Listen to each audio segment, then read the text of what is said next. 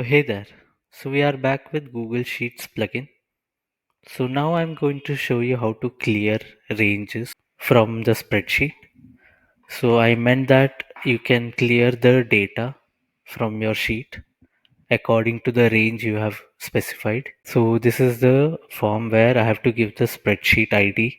In order to get the spreadsheet ID, you can copy the ID from the Google Sheet URL in your account.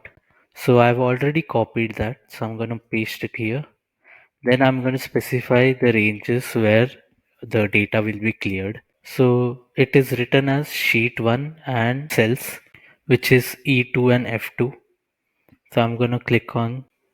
So as you can see, the range is cleared. So if we go to the sheet, you can see E2 and F2 is cleared.